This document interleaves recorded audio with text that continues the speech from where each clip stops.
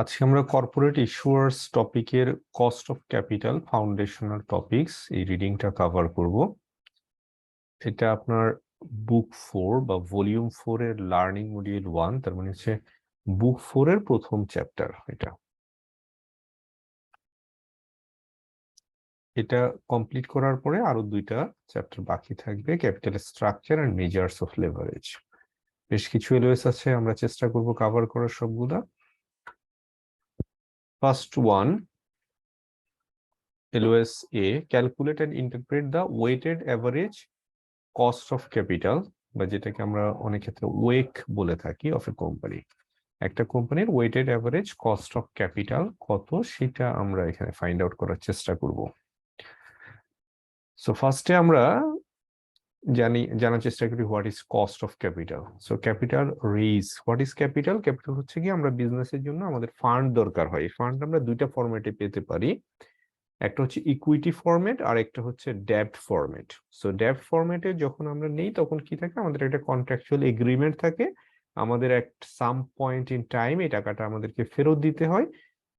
On top of that, most of the কেসে আমাদেরকে কিছু ইন্টারেস্টও পে করতে হয়। আর ইকুইটি ফরম্যাটে যখন হয় সেক্ষেত্রে হচ্ছে ফেরত দেওয়ার এই অব্লিগেশন বা বাইন্ডিংসটা থাকে না। বাট এর অর্থ এই না যে আমার ইকুইটির কোনো কস্ট নাই, ইকুইটির কস্ট আছে। সো ইকুইটিরও কস্ট আছে, ডেব্টেরও কস্ট আছে। দ্যাট মিনস আমি ফান্ড ইউজ করলে আমাকে সামথিং রিপেমেন্ট করতে হয়। ইকুইটির ক্ষেত্রে হয়তো বা আমাদের কন্ট্রাকচুয়াল অব্লিগেশন নাই, but definitely we have to pay something, otherwise আমার এখানে কেন ইনভেস্ট করবে, তাই না? সো বিজনেসের একটা এক্সপেকটেশন, অর্থাৎ ইকুইটি যারা প্রোভাইড করছে they have expectation, because equity হোল্ডাররা নিজেরাই আসলে ডিসাইড করে যে কতটুকু বিজনেস থেকে তারা রিটার্ন নিবে। সো কন্ট্রাকচুয়াল অব্লিগেশন যদিও বা বিজনেসের সাথে নাই, but they can decide how much they will take from the business, so that actually এই ইকুইটির এগেনস্টে একটা রিটার্ন ইকুইটি হোল্ডাররা নিয়ে থাকে, বাট সেইটা হয়তো প্রিফিক্সড থাকে না যে কতটুকু দিবে বা কখন দিবে। So the cost of capital is the rate of return that the suppliers of capital require as compensation for their contribution of capital. So compensation কেন? Compensation because আপনি ধরেন একটা business ABC is a business, এই ABC বিজনেসে আপনি ধরেন $100 million invest করলেন। তো $100 মিলিয়ন আপনি কেন ইনভেস্ট করবেন? আপনি ইনভেস্ট না করে তো এই টাকাটা হয়তো বা ডিফারেন্ট অন্য জায়গায় আপনি ইনভেস্ট করতে পারতেন, ইনভেস্ট করলে সেখান থেকে আপনার একটা রিটার্ন আসতো, অথবা আপনি এই মুহূর্তে এটা দিয়ে এটা কনজিউম করতে পারতেন, অথবা আপনি আদার অ্যাসেট পারচেস করে রাখতে পারতেন, তাই তো? দ্যাট মিনস আপনি যে আদার কাজে আপনি এটা ব্যবহার করতে পারতেন, সেটা ব্যবহার না করে যেহেতু আপনি এখানে প্রোভাইড করছেন, সেই জন্যই আপনি কিছুটা কম্পেনসেশন এক্সপেক্ট করতে পারেন। অলসো এখানে আরো কিছু ফ্যাক্টরও থাকে, যেমন ধরেন আপনার আজকের পারচেজিং পাওয়ার 100 মিলিয়নে, ইনফ্লেশনের কারণে দেখা যাচ্ছে আপনার ইন ফিউচারে এই 100 মিলিয়ন দিয়ে সেম পরিমাণ আপনি পারচেজ করতে পারছেন না। এই ধরনের আরো বেশ কিছু ইস্যুতে আপনার যেটা হয় যে একটা বিজনেসে যখন ক্যাপিটাল নিচ্ছে তার এগেনস্টে some compensation, that means some return আসলে প্রোভাইড করতে হয়, ওয়েদার ইট ইজ ডেব্ট অর ইকুইটি। এখন এই যে ডেব্ট এবং ইকুইটি এটার কম্বিনেশনে, অর্থাৎ কি দুইটার কিন্তু দুই রকম হচ্ছে কি আপনার কস্ট অফ ক্যাপিটাল। ডেব্টের এক ধরনের কস্ট অফ ক্যাপিটাল, ইকুইটির আরেক রকমের কস্ট অফ ক্যাপিটাল। সো এই দুইটার অ্যাভারেজিং করে যে কস্টটা পড়ে সেটা হচ্ছে weighted average cost of capital. Say for example এই ABC বিজনেসে 100 মিলিয়ন টোটাল ধরেন ক্যাপিটাল। সো সেই ক্ষেত্রে কি হইতে পারে, ধরেন আপনার 60 মিলিয়ন হচ্ছে ইকুইটি, আর 40 মিলিয়ন, বাকি 40 মিলিয়ন ধরেন ডেব্ট। সো ইকুইটির হয়তো বা আপনার কস্ট অফ ক্যাপিটাল সে 12%। তার মানে ইকুইটি হোল্ডার এক্সপেক্টিং যে আপনি এই ইনভেস্টমেন্ট থেকে সে অন এন এভারেজ 12% রিটার্ন সে পাবে। ডেব্টে ধরেন আপনার এটা 8%। এখন এইখান থেকে আমরা কি করতে পারি, একটা অ্যাভারেজিং করতে পারি। সিম্পল অ্যাভারেজিং কি এখানে হবে 10%? না, কারণ ইকুইটির পরিমাণটা বেশি, এখানে ডেব্টের পরিমাণটা কম, তার মানে ওয়েটেড অ্যাভারেজ দরকার। সো ওয়েটেড অ্যাভারেজ যখন আমরা করব কিভাবে আসবে, 60 মিলিয়নের ক্ষেত্রে আপনার 12% ধরে আসবে, অর্থাৎ 0.6 ইন্টু 12, আর এখানে আসবে 0.4 ইন্টু 8। যদিও এখানে ট্যাক্সের ইস্যুটা আছে, ওটা আমরা পরে দেখব। দ্যাট মিনস এখান থেকে আমরা একটা অ্যাভারেজিং করে আমরা বের করতেছি weighted average cost of capital. আমি জাস্ট এখানে কনসেপ্টটা দেখালাম, আর একটু পরে আমরা ডিটেলসটা দেখব। তার মানে দুইটা বা যতগুলো সোর্স থেকে আপনি ক্যাপিটাল নিচ্ছেন, ওই প্রত্যেকটা সোর্সের আলাদা আলাদা কস্ট আছে, এবং প্রত্যেকটা সোর্সের এই ক্যাপিটালের কত অংশ প্রোভাইড করতেছে সেটার উপরে বেস করে আপনি যখন অ্যাভারেজ কস্ট অফ ক্যাপিটালটা বের করছেন, সেটাকে আমরা বলতেছি হচ্ছে weighted average cost of capital. তাহলে এটা কি সবার জন্য সেম হবে? না, সবার জন্য সেম হবে না। অর্গানাইজেশন টু অর্গানাইজেশন এটা ভেরি করবে। So weighted average cost of capital, এখন আমরা আসি যে এরপরে ডেফিনেশনটা যদি দেখি, weighted average cost of capital বা সংক্ষেপে আমরা এটাকে ওয়েক বলে থাকি। So weighted average of the opportunity cost of capital from debt, preferred equity and common equity. Preferred equity টাকে আলাদাভাবে বলা হয় কেন? এটাকে হাইব্রিড ইনস্ট্রুমেন্ট বলা হয়। মনে করা হয় যে এটা in between equity, common equity and debt. That's why preferred ইকুইটির কস্টিংটা আলাদাভাবে এখানে নিয়ে আসা হয়। তার মানে আমরা মেইনলি তিনটা সোর্স এখানে বলছি, একটা হচ্ছে ডেট, প্রেফার্ড ইকুইটি, আর একটা হচ্ছে common equity. Project should be undertaken only if the return on invested capital is greater than its opportunity cost. So একটা প্রজেক্ট আমরা তখনই নিব যখন হচ্ছে আমাদের রিটার্নটা অপরচুনিটি কস্টের থেকে হাই হবে। আদার ওয়ে আমি আসলে প্রজেক্টটা নিব না। ধরেন আমাদের এখানে weighted average cost of capital for example is 12%, কিন্তু আমার এক্সপেক্টেড রিটার্ন হচ্ছে 10%। তাহলে কি করব আমরা? আমরা এই প্রজেক্টটা নিব না, কারণ আমি 12% কস্ট ইনকার করে আমি 10% রিটার্ন জেনারেট করলে ইট ডাজন্ট মেক সেন্স, তাই তো? কারণ আমরা ভ্যালু লুজ করছি এই ক্ষেত্রে। সো এখন আমরা একটা ফর্মুলার মাধ্যমে আমরা এটা ক্যালকুলেট করতে পারি। ফর্মুলাটা হচ্ছে weighted average cost of capital equal to weight of ডেব্ট। সো আমরা যদি মনে করি যে এখানে আমাদের প্রজেক্টটা হচ্ছে টোটাল ক্যাপিটাল হচ্ছে 100 মিলিয়ন, এখানে আমাদের সে ইকুইটি হচ্ছে ধরেন 60 মিলিয়ন, তারপরে ধরেন আমাদের প্রেফার্ড শেয়ার ধরেন আপনার 10 মিলিয়ন, এন্ড ডেব্ট হচ্ছে 30 মিলিয়ন। ইন দ্যাট কেস আমাদের ওয়েটটা কত? সে ইকুইটির ওয়েট এই ক্ষেত্রে কত হবে? ইকুইটির ওয়েট হচ্ছে 60 ডিভাইডেড বাই টোটাল কত? 100। তার মানে 60% বা 0.6। ইকুইটির ওয়েট হচ্ছে এখানে 0.6। আমাদের প্রেফারেন্স শেয়ারের ওয়েট কত? 10 ডিভাইডেড বাই 100, তার মানে এখানে ওয়েটটা হচ্ছে 0.1। আর ডেব্টের ওয়েট কত? 30 ডিভাইডেড বাই 100, সো দ্যাট এখানে ওয়েট হচ্ছে 0.3। সো ডাব্লিউডি ওয়েট অফ ডেব্ট কত? এখানে 0.3 মাল্টিপ্লাইড বাই আরডি কত? আরডি হচ্ছে আপনার কস্ট অফ ডেব্ট, ডি মানে ডেব্ট, সো দ্যাট এটা কি কস্ট অফ ডেব্ট। এটা আমরা আরডি দিয়ে লিখি, আই দিয়ে লিখি, অনেক সময় আমরা কে দিয়ে লিখি। এনিওয়ে যেটাই লিখেন, মেইন বিষয়টা হচ্ছে এখানে কস্ট অফ ডেব্ট। সে কস্ট অফ ডেব্ট হইতে পারে ফর এক্সাম্পল এখানে আমরা যদি বলি 10%, ধরেন 10%, তাহলে এটা কি হবে? 0.1, তার মানে 10% মাল্টিপ্লাইড বাই 1 মাইনাস টি। টিটা কি? Corporate tax rate. Corporate tax rate অর্থাৎ ওই যেই কোম্পানির আমরা weighted average cost of capital বের করতে চাচ্ছি তার কর্পোরেট ট্যাক্স রেট কত, অর্থাৎ ইনকামের উপরে কত ট্যাক্স দিতে হয় সেটা। ধরেন আমাদের ট্যাক্স রেট হচ্ছে 30%। যদি ধরেন মার্জিনাল ট্যাক্স রেট হচ্ছে 30% ফর এক্সাম্পল, যদি 30% হয় তাহলে মাইনাস 0.3। এখন একটা জিনিস দেখেন, 10% বা 0.1 যদি আমার কস্ট অফ ডেব্ট হয়, সেটাকে আমরা মাল্টিপ্লাই করছি কি 1 মাইনাস 0.3 অর্থাৎ 0.7 দিয়ে। তার মানে কস্টটা কিন্তু আমার আরো কমে যাচ্ছে। আপনি একটু যদি খেয়াল করে দেখেন, সেক্ষেত্রে আমাদের কস্টটা কি দাঁড়াচ্ছে? 0.1 multiplied by 1 minus 0.3, which actually becoming 0.07, তার মানে 7% হয়ে যাচ্ছে আমার কস্ট। হোয়াই? বিকজ আপনি যখন লোন নেন, লোন নিলে ওটার এগেইনস্টে যখন আপনি ইন্টারেস্ট পে করেন, এই ইন্টারেস্টটা আপনি প্রফিট এন্ড লস অ্যাকাউন্টে আপনি এক্সপেন্স হিসাবে দেখাতে পারেন। এক্সপেন্স হিসেবে আপনি যখন দেখাচ্ছেন তখন কি হচ্ছে, আপনার ট্যাক্সেবল ইনকাম বা ট্যাক্সেবল প্রফিটটা আপনার কমে যাচ্ছে, সো দ্যাট আপনাকে ট্যাক্স কিছুটা কম দিতে হচ্ছে।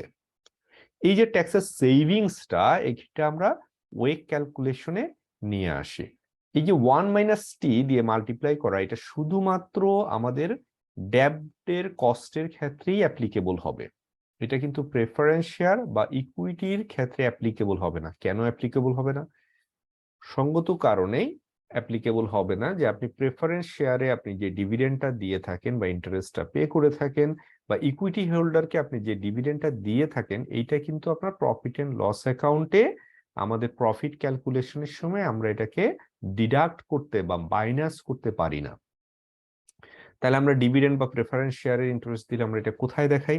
আমরা এটা দেখাই হচ্ছে চেঞ্জেস ইন ইকুইটির মধ্যে দেখাই। আমাদের এটা ক্যাশ ফ্লো স্টেটমেন্টেও যায়, প্লাস হচ্ছে ব্যালেন্স শিটে আমরা ইকুইটির রিটেইনড আর্নিংস এর ওখানে আমরা অ্যাডজাস্টমেন্টটা দিয়ে থাকি। তার মানে ফার্স্টে কোথায় যায়? চেঞ্জেস ইন ইকুইটিতে যায়। অলসো এটা ক্যাশ ফ্লোতে রিফ্লেক্ট করে, বাট এটা প্রফিট এন্ড লস অ্যাকাউন্টে রিফ্লেক্ট করে না। সো এটা যদি রিফ্লেক্ট না করে, সেই ক্ষেত্রে আপনার কি হচ্ছে, আমাদের ট্যাক্সেবল ইনকামের কোনো চেঞ্জ হচ্ছে না। অর্থাৎ আপনি ডিভিডেন্ড বেশি দিলে যে আপনার ট্যাক্সেবল ইনকাম কমে যাচ্ছে তা কিন্তু না। আপনি ডিভিডেন্ড 0% দিলেও 1 টাকাও যদি আপনি না দেন, আপনার ট্যাক্সেবল ইনকাম যা থাকবে, আপনি যদি অনেক বেশি ডিভিডেন্ড দিয়ে দেন, স্টিল আপনার ট্যাক্সেবল ইনকামটা সেম থাকছে। দ্যাটস ওয়াই আমরা এই যে এইখানে আমাদের কোনো ধরনের এই যে ডিভিডেন্ড পেমেন্টের কারণে ট্যাক্স সেভিং হয় না বলেই আমাদের এই ক্যালকুলেশনের মধ্যে সেটাকে আমরা আনি না। সো এটা হচ্ছে ডেব্টের পোর্শনটা। দেন আমরা অ্যাড করছি কি ডাব্লিউপি। ডাব্লিউপি হচ্ছে ওয়েট অফ প্রেফারেন্স শেয়ার। সেই ক্ষেত্রে কত আমরা হিসাব করলাম যে 0.1। সে আরপি, আরপি হচ্ছে কস্ট অফ প্রেফারেন্স শেয়ার। ধরে নেন কস্ট অফ প্রেফারেন্স শেয়ার হচ্ছে say for example 11%, then plus করব হচ্ছে ওয়েট অফ ইকুইটি। ইকুইটির ওয়েট কত এক্ষেত্রে? পয়েন্ট, এই এক্সাম্পলের ক্ষেত্রে 0.6 multiplied by R E, cost of equity. So cost of equity say for example ধরে নেন 15%। সো এখানে আমরা ক্যালকুলেট করলে আমরা কিছু একটা অ্যামাউন্ট পাবো।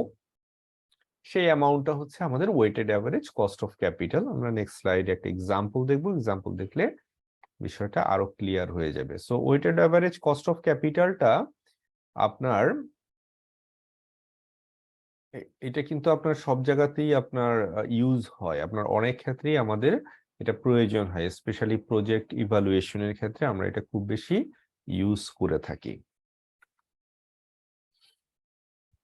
সো এখন আমরা কারিকুলামের আপনাদের বইয়ের এক্সাম্পল নাম্বার 1টা যদি একটু দেখি। Assume ABC Corporation has the following capital structure: 30% debt. So debt এর পরিমাণ কত? 30%। তার মানে WD হচ্ছে 30%। তারপরে কি 10% প্রেফার্ড স্টক, তার মানে এটা হচ্ছে WP, এটা WD, এটা WP। দেন 60% ইকুইটি, সো এটা হচ্ছে WE, equity. Also assume that interest expense is tax deductible. এটা ইউজুয়ালি আপনাকে না বললেও এটা ট্যাক্স ডিডাক্টেবল হয়। কোনটা? Interest expense. ইন্টারেস্ট কিসের উপর আপনি দেন? ডেব্টের উপরে। আপনি ডেব্ট ফাইন্যান্সের উপরে আপনি ইন্টারেস্ট পে করে থাকেন। সো এইটা হচ্ছে ট্যাক্স ডিডাক্টেবল। এটা যদি বলে দিতে পারে, যদি বলে নাও দেয়, ইউ শুড রিমেম্বার যে আপনার এটা অলওয়েজ ট্যাক্স ডিডাক্টেবল হয়ে থাকে, আনলেস যদি বলে যে না ট্যাক্স ডিডাক্টেবল না, তাহলে ভিন্ন কথা। ABC Corporation wishes to maintain this proportion as it raises new fund. Its before tax cost of debt is 8%. তার মানে cost of debt এটা কি? RD, cost of debt হচ্ছে 8%. Its cost of preferred stock is 10%. RP হচ্ছে 10% and its cost of equity is 15%. RE হচ্ছে 15%. If the company's marginal tax rate is 40%, এটা হচ্ছে কি T tax 40%, what is ABC's weighted average cost of capital? আমরা ফর্মুলাটা যদি remember করার চেষ্টা করি, WACC equal to WD weight of debt, এটা কত 0.3, 30%, 30% হচ্ছে 0.3, কস্ট কত RD 8% into 1 minus tax rate, 1 minus tax rate, plus weight of preferred stock WP into RP preferred stock এর cost, plus 0.6 টা কি 0.6 হচ্ছে WE weight of equity into RE. So এইটাকে আমরা যখন ক্যালকুলেটরে আমরা ক্যালকুলেট করলে যেটা পাচ্ছি 11.44%, তার মানে এবিসি কোম্পানির weighted average cost of capital হচ্ছে 11.4%.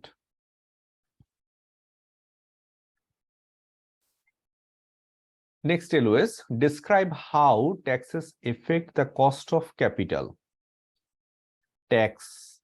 ট্যাক্স কিভাবে কস্ট অফ ক্যাপিটালকে এফেক্ট করে from different capital sources. So different sources থেকে আপনি যখন ফান্ড এর রেইজ করছেন তখন এই ট্যাক্সের আসলে ইমপ্লিকেশনটা কি? অ্যাজ উই সেইড যে ট্যাক্স আমাকে সেভিং দেয় কখন? যখন আপনি ক্যাপিটালটা রেইজ করতেছেন থ্রু ডেব্ট। সো আপনি লোনের মাধ্যমে আপনি যখন ক্যাপিটালটা রেইজ করছেন, you get some tax saving, because tax আপনি ইন্টারেস্ট যেটা পে করছেন এটা হচ্ছে আপনার প্রফিট থেকে ডিডাক্টেবল। প্রফিট থেকে ডিডাক্ট করলে আপনার ট্যাক্সেবল ইনকামটা কমে যায়, সেই কারণেই আপনি এখানে একটু সেভিং পেয়ে থাকেন। বাট প্রেফার্ড স্টক অথবা হচ্ছে ইকুইটি ইস্যু করার মাধ্যমে, কমন স্টক ইস্যু করার মাধ্যমে আপনি যে ক্যাপিটালটা রেইজ করেন সেটার ক্ষেত্রে আপনি এই সেভিংটা পান না। সো একটা এক্সাম্পল, এটা কারিকুলামের এক্সাম্পল নাম্বার 2, আপনাদের বইয়ের example. George required, a financial analyst, is estimating the cost of capital for GIL Corporation. In the process of this estimation, Ricard has estimated the before tax cost of capital of GIL's debt and equity is 4% and 6%. So এটা কি debt WD and 6%, 6% হচ্ছে sorry এটা হচ্ছে RD cost of debt, আর এটা হচ্ছে RE cost of equity respectively. What are the after-tax cost of debt and equity if there is no limit to the tax deductibility of interest and GIL's marginal tax rate is 30%?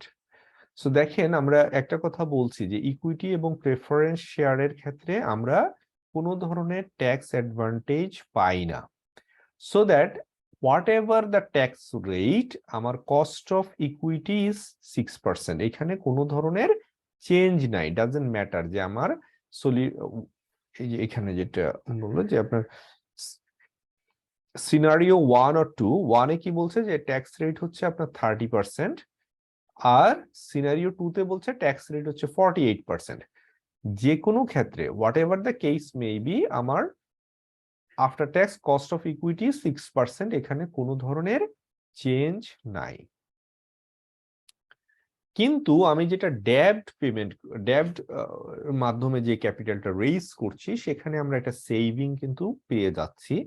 Tax rate যত বেশি আমার saving তত বেশি, তার মানে আমার ডেব্ট cost of ডেব্ট তত কম। তার মানে যেই দেশে যত বেশি ট্যাক্স রেট হবে তত বেশি হচ্ছে আপনার raising capital through debt will be cheaper. So marginal tax rate যদি 30% হয় সেক্ষেত্রে আমার effective tax rate after tax cost of debt হচ্ছে 0.04 ইন্টু 1 মাইনাস 0.3। 0.3টা কি ট্যাক্স রেট, আর 0.04টা হচ্ছে আমার cost of debt into 1 minus 0.3, that means হচ্ছে 0.04 ইন্টু 0.7 ইকুয়াল টু 2.8%।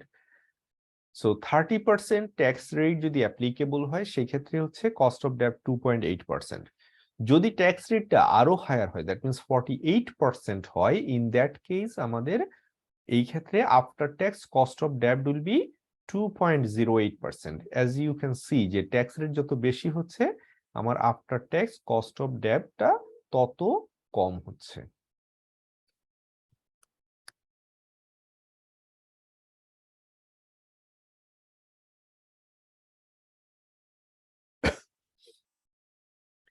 এখন আমরা দেখি যে calculate and interpret the cost of debt capital using YTM, yield to maturity approach, and debt rating approach. So cost of debt capital অর্থাৎ debt এর ক্ষেত্রে আমরা calculate করব যে কস্ট অফ ডেটটা দুইটা অ্যাপ্রোচ ইউজ করতে পারি, একটা হচ্ছে YTM, yield to maturity approach, আর একটা হচ্ছে debt rating approach. So প্রথমে আসি আমরা YTM. What is YTM? Yield to maturity is the annual return that an investor earns on a bond if the investor purchases the bond today and hold it until maturity. তার মানে একটা ডেব্টের একটা primary instrument হচ্ছে bond. আপনি যদি bond purchase করেন এবং সেটা যদি আপনি হোল্ড করেন ম্যাচুরিটি পর্যন্ত, সেই ক্ষেত্রে আপনার যে ইন্টারনাল রিটার্নটা সেটাই হচ্ছে আপনার YTM। সো ইন্টারনাল রিটার্নটা আমরা কিভাবে পেয়ে থাকি? আমরা নরমালি কি হয় যে ধরেন আপনি একটা বন্ড এখানে পারচেস করলেন, ধরেন আপনি এটা $100 পারচেস করলেন, তাই তো? সো আপনি আসলে অনেকগুলো পেমেন্ট এক্সপেক্ট করেন, তাই তো? ধরেন আপনি $10 পেমেন্ট ইয়ার ধরেন 6 মাস পরে পাইলেন, আবার 6 মাস পরে $10, এইভাবে করে আপনি পেমেন্টটা পাচ্ছেন এবং দিন শেষে অর্থাৎ ফেস ভ্যালুটা আপনি একটা সময় গিয়ে রিটার্ন, নট নেসেসারিলি আপনি এটা $100 কিনতেছেন, এমনও হইতে পারে যে আপনি এটা পারচেস করছেন সে $90, বাট এটার ফেস ভ্যালু হচ্ছে ধরেন $100। তাহলে আপনি একদম লাস্টে কি হচ্ছে, লাস্টে আপনি পাচ্ছেন হচ্ছে কুপন প্লাস হচ্ছে আপনি ফেস ভ্যালুটা পেয়ে যাচ্ছেন, ফেস ভ্যালু 100। সো এটাকে আমরা কি করি, আমরা ইকুয়েশনে আজকের যে আপনি প্রাইসটা পে করছেন সেটার সাথে আপনি কি রেট দিয়ে, কোন রেট দিয়ে আপনি ডিসকাউন্টিং করলে পরে এটা ইকুয়েট হয়, সেই রেটটা আমরা বের করলে পরে আমরা জানতে পারি ওই যে রেটটা দিয়ে আপনি ডিসকাউন্টিং করলে পরে আপনার এই ফিউচারের ক্যাশ ফ্লো গুলা ফিউচার ক্যাশ ফ্লো গুলার present value will be equal to today's price. সেটাই হচ্ছে আপনার YTM বা yield to maturity. So ইকুয়েশনটা লুকস লাইক দিস। আর আমরা যখন ক্যালকুলেট করি, ক্যালকুলেট আমরা এইভাবে করতে পারি যে প্রেজেন্ট ভ্যালু অর্থাৎ আপনি আজকে কত পে করছেন, ধরেন আজকে আপনি $90 পে করছেন ফর এক্সাম্পল। সো এইটা একটা ইনপুট, আমরা TVM থেকে বের করতে পারি এটা। তারপরে ধরেন আপনি সেমি অ্যানুয়াল আপনি কুপন পাচ্ছেন ফর এক্সাম্পল, হ্যাঁ, তাহলে ওটা কি PMT পেমেন্ট, আপনি এভরি 6 মান্থে ধরেন আপনি $10 করে পাচ্ছেন। দেন আপনি ধরেন এটা 5 বছর মেয়াদের একটা বন্ড, তাহলে আপনি টোটাল নাম্বার অফ পেমেন্ট কত, n equal to 5 years into প্রত্যেক বছর 2টা করে পেমেন্ট পাচ্ছেন, 10 হচ্ছে n। And then future value FV, sorry, number 4 will be like future value end of the period আপনি যেই পেমেন্টটা পাচ্ছেন, নট আসলে 10 plus because 10 is already counted in PMT, so that the face value you are getting back, that means হচ্ছে $100 যদি আপনি face value হয় তখন আপনি কি করতে পারেন, CPT কম্পিউট করতে পারেন ইন্টারেস্ট রেট I। সো আপনি যখন ক্যালকুলেট করলে আপনি একটা রেট এখানে পাবেন, যে রেটটা পাবেন আপনাকে মনে রাখতে হবে সেটা হচ্ছে সেমি অ্যানুয়াল রেট। আপনি সেমি অ্যানুয়াল একটা রেট পাইলেন, কারণ 6 মাস পর পর আপনি পেমেন্টটা পাচ্ছেন, তাই তো? সেমি অ্যানুয়াল রেট পেলেন, এটাকে আপনি যখন মাল্টিপ্লাই করবেন 2 দিবে আপনি অ্যানুয়াল রেট পাচ্ছেন। সো দিস ইজ হাউ আমরা ক্যালকুলেট করতে পারি। আর আমরা যদি জিনিসটা থিমটা বুঝতে চাই তাহলে হচ্ছে আজকে আমরা $90 দিয়ে একটা বন্ড পারচেস করছি, সেটার এগেইনস্টে আমরা পিরিয়ডিক্যালি $10 করে পাচ্ছি এবং দিন শেষে আমরা ফেস ভ্যালু $100 রিটার্ন পাচ্ছি। এই যে ফিউচারে অনেকগুলা ক্যাশ পাচ্ছি, এগুলা যেই রেটে ডিসকাউন্টিং করলে পরে $90 অর্থাৎ প্রেজেন্ট ভ্যালু সমান হবে বা মার্কেটে বর্তমান প্রাইসের সমান হবে, সেই রেটটাকে আমরা বলে থাকি YTM বা yield টু ম্যাচুরিটি। সো এখন আমরা একটা এক্সাম্পল দেখি, এটা বুকের এক্সাম্পল। এক্সাম্পলটা হচ্ছে 3A, কারিকুলামের 3A, calculating the after tax cost of debt. এই ক্ষেত্রে আমরা YTM অ্যাপ্রোচটা ইউজ করব। Valence industries issues a bond to finance a new project. It offers a 10 year, তার মানে এটা হচ্ছে স্মল n, 10 বছর। 1000 ফেজ ভ্যালু, এটা হচ্ছে আমাদের FV। 5% semi annual coupon payment. So 5% semi annual coupon payment, তার মানে কুপন হচ্ছে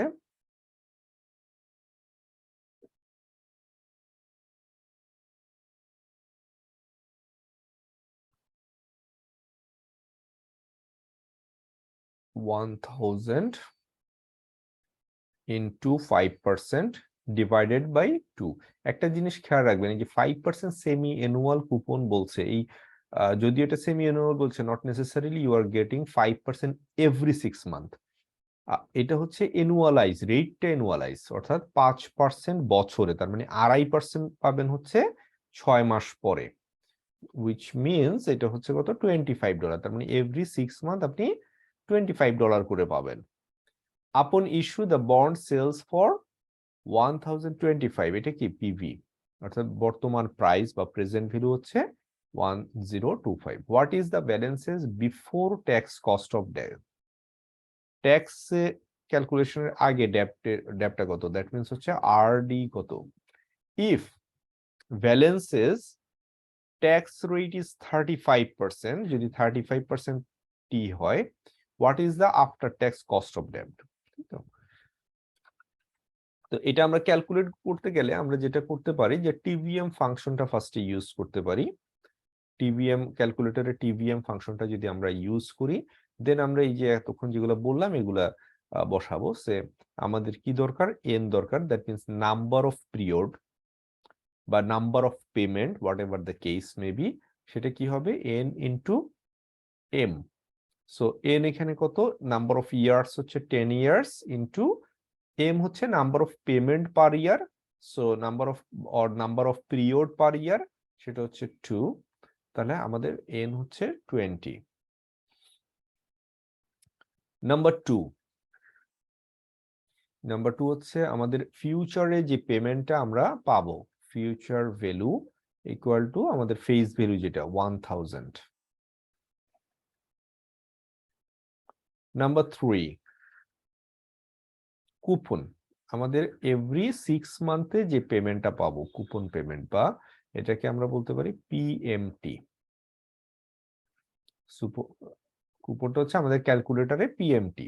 সো পিএমটিটা আমরা কিভাবে পাবো, $1000 হচ্ছে আমার ফেস ভ্যালু, এটার উপরে অ্যানুয়ালি 5%, কিন্তু আমি পাবো হচ্ছে এভরি 6 মান্থে, so that divided by 2 equal to $25। Every 6 month আমি $25 করে পাবো।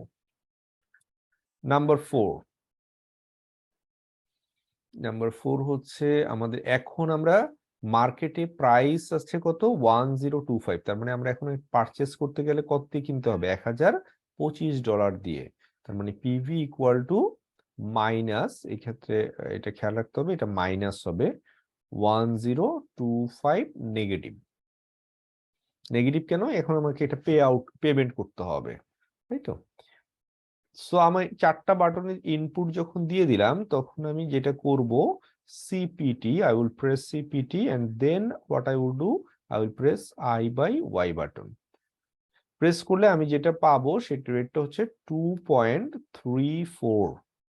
এটা কি, এই 2.34টা হচ্ছে আপনার 6 মান্থলি বা পিরিয়ডিক রেট, এটাকে আমরা বলতে পারি পিরিয়ডিক রেট। সো এটাকে আমাকে কি করতে হবে, 2 দিয়ে, অর্থাৎ এই যে এম দিয়ে পিরিয়ডিক রেটকে আমাকে এম দিয়ে মাল্টিপ্লাই করতে হবে, করলে পরে আমি পাবো হচ্ছে ইয়ারলি রেট, সেটা কত 4.684%। এইটাই হচ্ছে আমাদের YTM, yield to maturity, তাই তো? সো এইটাকে আমরা কি বলতে পারি, বিফোর ট্যাক্স কস্ট অফ ডেব্টও বলতে পারি বা আরডিও বলতে পারি। তার মানে আমাদের YTM, yield to maturity, equal to RD equal to before tax cost of debt equal to 4.684%। So এইটা আমরা একটা আনসার পেলাম। আরেকটা বলছে যে 35% ট্যাক্স রেট হলে পরে আমার আফটার ট্যাক্স কস্ট অফ ডেটটা কত। So after tax cost of ডেটটা কিভাবে বের করব, RD into 1 minus tax rate. So RD হচ্ছে 4.684 ইনটু 1 মাইনাস ট্যাক্স রেট হচ্ছে 0.35। সো আমরা এখানে এটা ক্যালকুলেট করলে যেটা পাবো সেটা হচ্ছে 3.045। তার মানে আমাদের after tax cost of debt for Valence's এই ইজ 3.045%।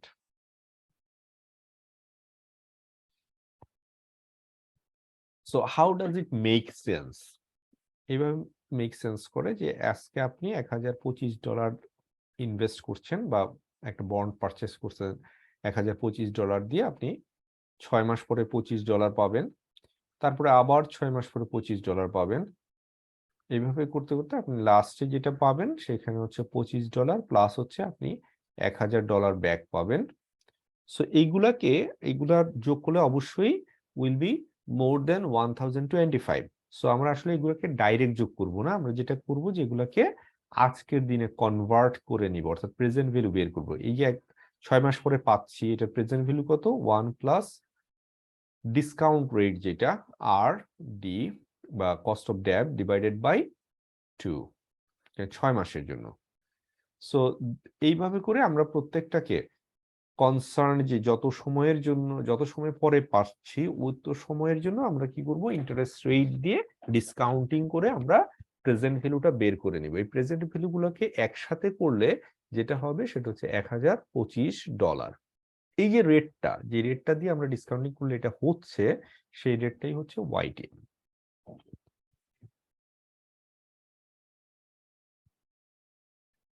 এরপরে আমরা দুইটা অ্যাপ্রোচের কথা বলছিলাম।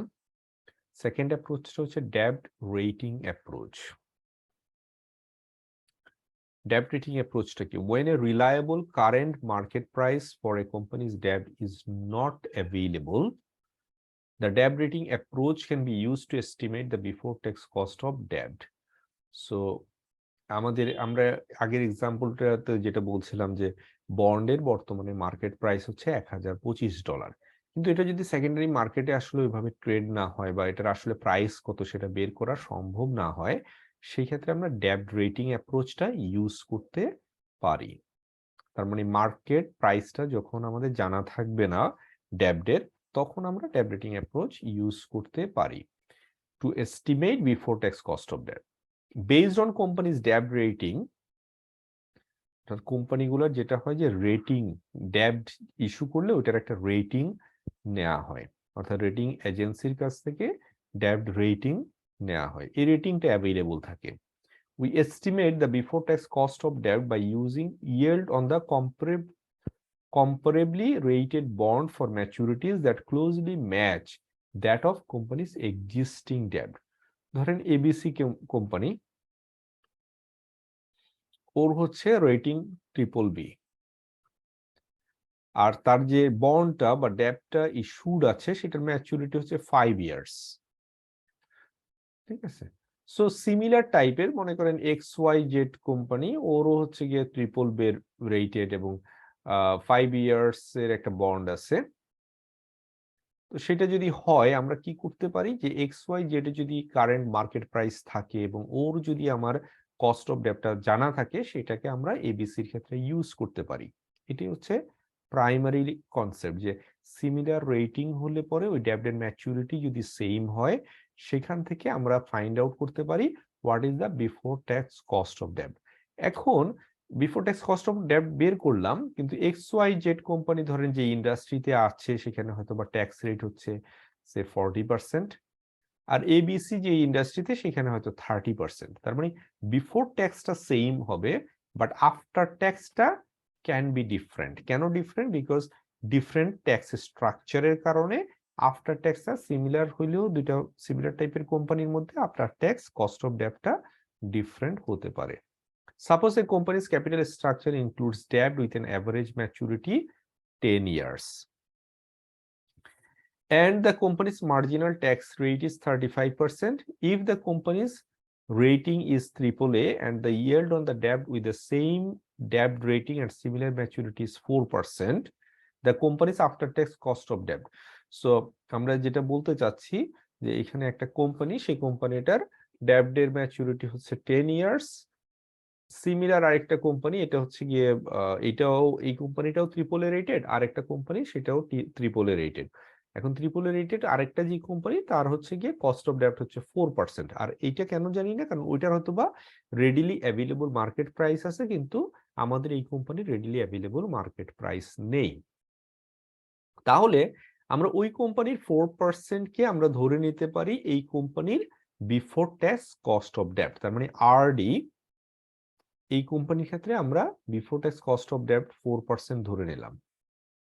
ধরে নিয়ে এরপরে আমাদের ট্যাক্স রেটের ইমপ্লিকেশনটা নিয়ে আসি। 1 minus tax rate, 1 minus tax rate equal to 2.6%। তার মানে এই যে কোম্পানি, যে কোম্পানির ক্ষেত্রে আমরা কস্ট অফ ডেটটা বের করতে চাচ্ছি, তার হচ্ছে after tax cost of debt হচ্ছে 2.6%। So this is the debt rating approach. So এই দুইটা অ্যাপ্রোচেই আমরা কি করতে পারি, কস্ট অফ ডেট ক্যালকুলেট করতে পারি।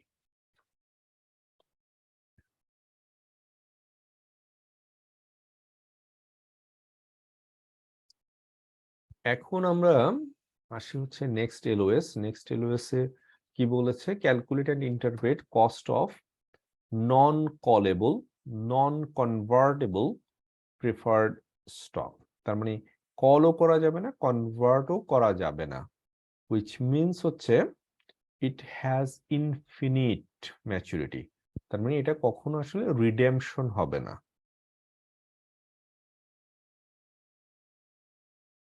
The cost of preferred stock is cost that a company has committed to pay preferred stockholders as a preferred dividend when it issues preferred stock. In the case of non-convertible, non-callable preferred stock that has a fixed dividend rate, no maturity date, we can use the formula for value of preferred stock. So simple formula. আপনার ভ্যালুটা বের করার জন্য আমরা আগেও দেখেছি যে price বা ভ্যালুটা বের করার জন্য আমরা কি করি, dividend rate divided by RP, RP cost of preferred stock. So dividend divided by RP, এর মাধ্যমে আমরা কি ভ্যালু বের করতে পারি। বাট আমাদের এখানে উদ্দেশ্য কি, কস্ট বের করা, কারণ আমরা জানি না হচ্ছে এটা। ঠিক আছে, সো আমাকে যদি দিস ওয়ান দেওয়া থাকে, দ্যাট মিনস এখন ভ্যালু হচ্ছে ধরেন $100, ডিভিডেন্ড হচ্ছে গিয়ে দিবে ধরেন $10 করে প্রত্যেক বছর। ঠিক আছে, তাহলে আমরা এটা কি ইন্টারপোলেট করে আমরা বের করে ফেলতে পারি। তো সেটা কি হবে, RP equal to DP, dividend হচ্ছে $10 ডিভাইডেড বাই আমাদের বর্তমান প্রাইস কত, $100। তাহলে আমাদের কস্ট অফ প্রেফার্ড স্টক কত এই ক্ষেত্রে, 10% বা 0.1 অর 10%। সো এইভাবে আমরা যে সিম্পল ফর্মুলা দিয়ে আমরা বের করে ফেলতে পারি যে প্রেফার্ড স্টকের কস্ট কত if it is non-callable and non-convertible. এখন একটা এক্সাম্পল আমরা দেখি। Consider a company that has issued, sorry, just give me 1 second. Consider a company that has one issue of preferred stock outstanding with 3.75 cumulative preferred stock, for which there are 600,000 shares outstanding. If the price of the stock is $80, what is the estimate of its cost of preferred equity? So it is a simple যে ফর্মুলাটা আমরা use করি, RP equal to dividend DP divided by PP. So dividend কত 3.75 আর আপনার এখন price কত 80, so that it will come down to 4.69%। Very simple. তার মানে আমার এইটুকু জানলে ইজিলি আমরা বের করে ফেলতে পারি।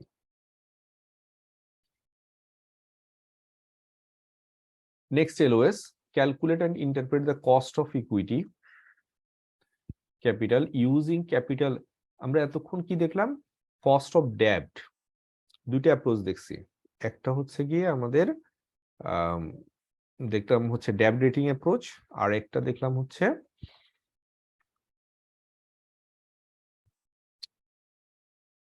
ওয়াইটিএম আর হচ্ছে ডেট রেটিং অ্যাপ্রোচ। দুইটা অ্যাপ্রোচ আমরা এখানে দেখলাম। এখন আমরা দেখব cost of equity capital. Equity ক্যাপিটালের কস্ট বের করার অ্যাপ্রোচটা using CAPM, capital asset pricing model, and bond yield plus risk premium. তার মানে এই ক্ষেত্রেও আমরা দুইটা অ্যাপ্রোচ দেখব। একটা হচ্ছে CAPM, capital asset pricing model, আপনারা শুনে থাকবেন, খুব পপুলার একটা মেথড। আরেকটা হচ্ছে বন্ড ইয়েল্ড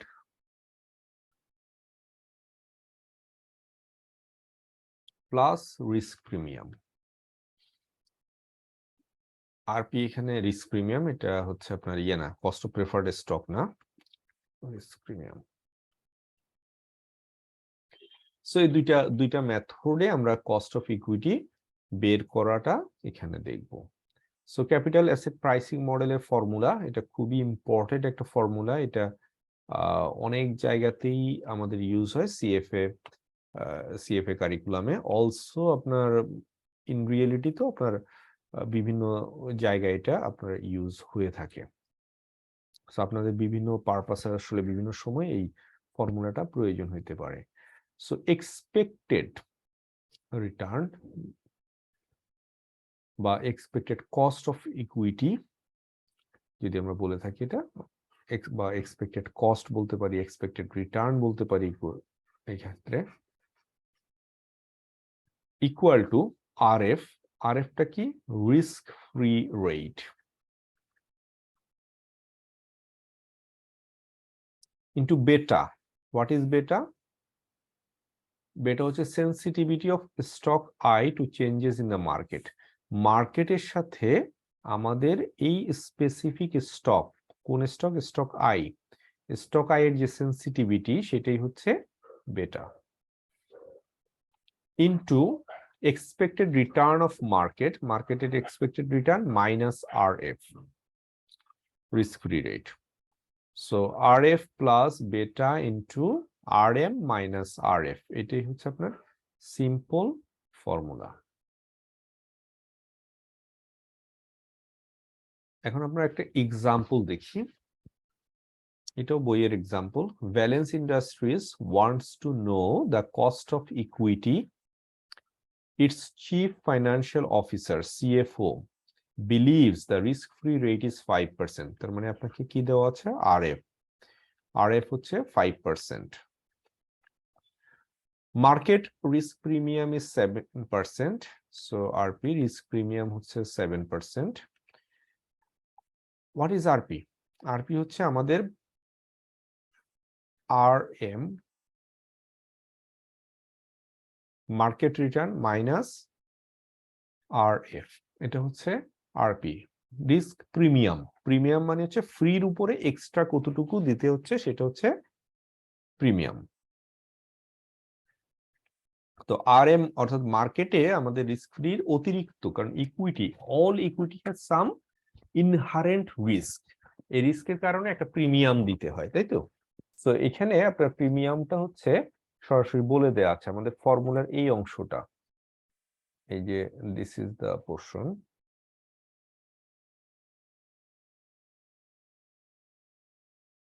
এই পোরশনটাকেই বলা হয় হচ্ছে আপনার রিস্ক প্রিমিয়াম, আরপি, অর্থাৎ market return RM minus RF, risk free rate. Valence's equity beta দেওয়া আছে, সো বেটা দেওয়া আছে 1.5। What is the Valence's cost of equity using CAPM? So CAPM অনুযায়ী আমরা কি জানি? এক্সপেক্টেড রিটার্ন অফ ভ্যালেন্সের আর ভি, ভ্যালেন্সের কস্ট বা expected return of Valence equal to R F risk free rate plus beta, ভ্যালেন্সের beta into R M minus R F. Combinedly, this portion is actually risk premium RP. তার আমাদেরকে কি দেওয়া আছে, risk free rate হচ্ছে 5%, plus হচ্ছে আমাদের বেটা দেওয়া আছে 1.5 ইকুইটি বেটা, অর্থাৎ আমাদের মার্কেটের থেকে এটা 1.5% মোর রিস্কি, ইন্টু আর এম হচ্ছে 7%, সরি আর এম হচ্ছে আমাদের অ্যাকচুয়ালি আর এম হচ্ছে 12% মাইনাস আর এফ 5%, এই টুগেদার এটা দেওয়া আছে হচ্ছে 7%. সো আমরা ইউজুয়ালি এই 12% বাইর করার এখানে দরকার নেই, আমরা 1.5 কে মাল্টিপ্লাই করতে পারি সরাসরি 7% দিয়ে, বাট আপনাদের বোঝার জন্য আমি এটা দিলাম যে 12% হচ্ছে আমাদের মার্কেটের রিটার্ন। এটাকে আমরা ক্যালকুলেট করলে আমরা যে রেটটা পাবো দ্যাট উইল বি লাইক 15.5%. তার মানে ব্যালেন্সের কস্ট অফ ইকুইটি কত, 15.5%. তাহলে আমরা কিছু ইনফরমেশন থেকে সিএপিএম মডেলটা ইউজ করে we can calculate cost of equity of a company.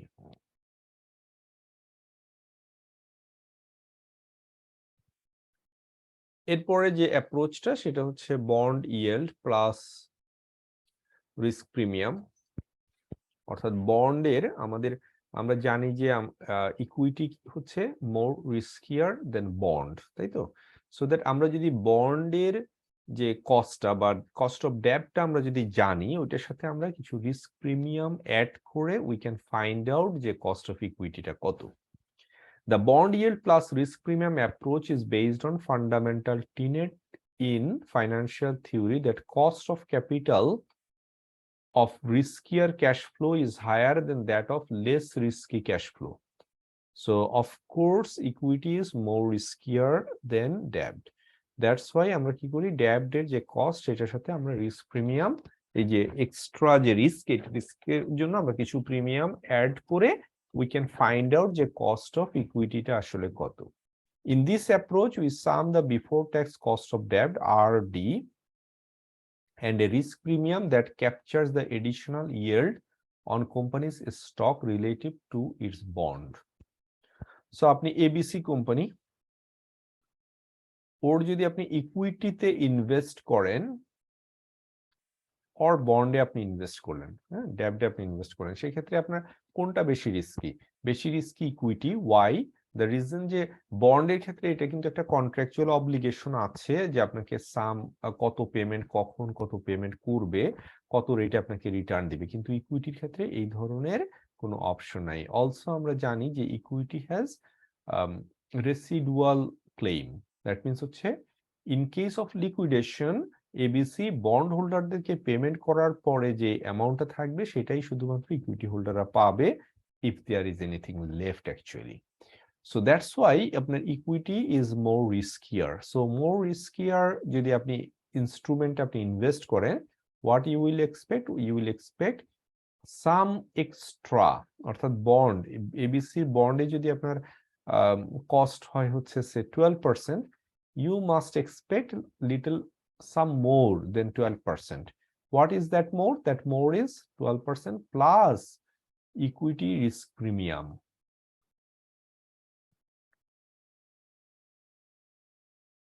The estimate is therefore RE equal to RD plus risk premium.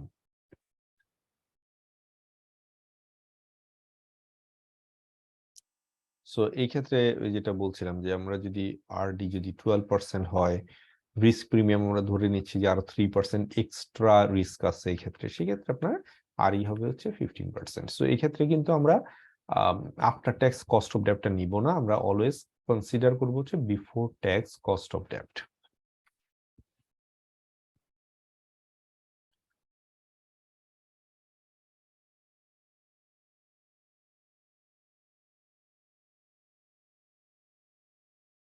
এখন আমরা দেখব হচ্ছে রিস্ক প্লাস অ্যাপ্রোচটা আমরা দেখলাম, খুব কঠিন কিছু না, আমরা ডেপ্থ এর সাথে আমরা জাস্ট রিস্ক প্রিমিয়ামটা অ্যাড করতেছি। নেক্সট এলওএস এ কি বলছে, explain and demonstrate beta estimation for public companies। ওই যে আমরা সিএপিএম বের করার সময় বেটা বললাম, সো বেটাটা আসলে এস্টিমেশন ফর পাবলিক কোম্পানিজ বা থিনলি ট্রেডেড পাবলিক কোম্পানিজ বা নন পাবলিক কোম্পানিজ আমরা কিভাবে আসলে বের করব, বেটাটা আমরা এস্টিমেট করব কিভাবে, সেটা আমরা এখানে, কারণ বেটা সিএপিএম এ আমাদের বেটাটা প্রয়োজন হচ্ছে, ফাইন যে আমার এক্সামে হয়তো বেটাটা দিয়ে দিবে, কিন্তু ইন রিয়েল লাইফে কেউ তো আমাকে বেটাটা দিয়ে দিবে না। সো দিয়ে না দিলে আমি আসলে কিভাবে এটা বের করতে পারি বা এটার আসলে প্রসেসটা কি। সো সিনারিও তিনটা হইতে পারে, যে আমরা যে কোম্পানির বেটাটা বের করতে চাচ্ছি সেটা একটা পাবলিক কোম্পানি হইতে পারে, নাম্বার ওয়ান সিনারিও। আরেকটা হইতে পারে কি, যে হ্যাঁ পাবলিক কোম্পানি কিন্তু খুব একটা ট্রেড হয় না, লিটল ট্রেড। আরেকটা হচ্ছে এটা একটা নন পাবলিক কোম্পানি। সো ইন তিনটা সিনারিওতে আমরা আসলে কিভাবে বেটাটা বের করব। What is beta? বেটা is an estimate of company systematic, এই বেটাকে সিস্টেমেটিক রিস্ক বা মার্কেট রিলেটেড রিস্ক বলা হয়। রিস্ক দুই রকম, একটা হচ্ছে আনসিস্টেমেটিক রিস্ক বা কোম্পানি স্পেসিফিক রিস্ক, আর একটা হচ্ছে মার্কেট রিলেটেড রিস্ক। আপনার কেন আমরা কোম্পানি স্পেসিফিক রিস্ককে এই যে কস্ট অফ ক্যাপিটাল ক্যালকুলেশনে আনি না, না আনার কারণ হচ্ছে in a portfolio scenario all non-systematic risk can be diversified away, so that for non-systematic risk or company specific risk we do not actually expect any additional return. So what we expect is market related বা systematic risk এর জন্য আমরা additional return expect করি of a company. So estimating beta or public of for public companies, public কোম্পানির বেটা আমরা কিভাবে আসলে বের করতে পারি। আনঅ্যাডজাস্টেড অর র হিস্টোরিক্যাল বেটা, সেটা আমরা কিভাবে বের করি। Ordinary least square regression of return on a stock on the return on the market. So মার্কেটের সাথে ধরেন হচ্ছে একটা স্টক হচ্ছে এ, আর মার্কেট বিভিন্ন পয়েন্টে অর্থাৎ বিভিন্ন টাইমে আপনার ধরেন এর যখন প্রাইস ছিল 10, মার্কেট ইন্ডেক্স ছিল 1000, সো এর প্রাইস যখন 11 হচ্ছে, সে ফর এক্সাম্পল মার্কেট ইন্ডেক্স তখন 1100। এইভাবে কি হচ্ছে, বিভিন্ন পয়েন্ট হিস্টোরিক্যাল যে প্রাইস পয়েন্ট গুলা, এই দুইটার মধ্যে আমরা একটা রিগ্রেশন করলে, লিস্ট স্কোয়ার রিগ্রেশন বলা হয়, এই রিগ্রেশনের মাধ্যমে অর্থাৎ স্ট্যাটিস্টিক্যাল রিগ্রেশনের মাধ্যমে আমরা এই দুইটার মধ্যে সম্পর্কটা বের করতে পারি, যেটাকে আমরা বলছি বেটা।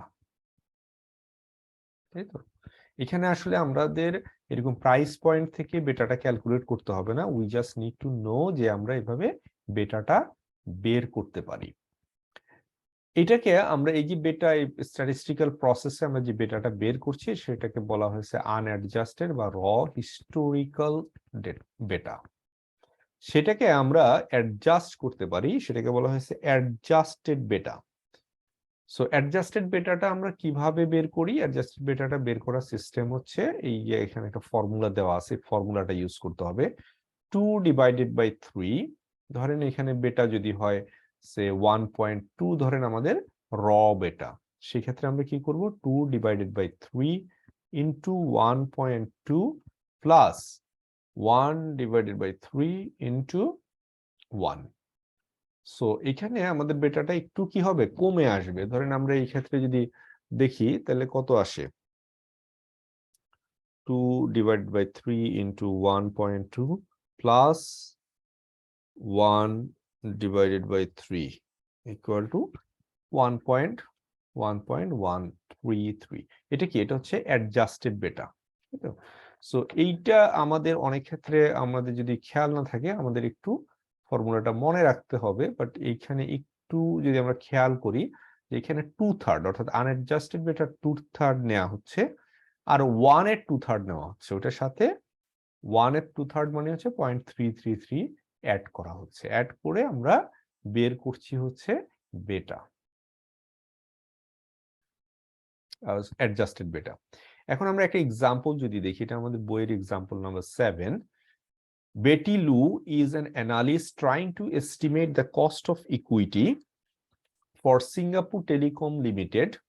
She begins by running an ordinary least square regression to estimate the beta. Her estimate is 0.4. তার মানে তার বেটা এস্টিমেটটা আসছে কত? 0.4, which she believes needs adjustment. What is the adjusted beta value she should use in her analysis? Simple. যে ফর্মুলাটা জানা থাকলে it's a very simple thing. 2/3 into unadjusted beta plus 1/3 into 0.1 equal to 0.6.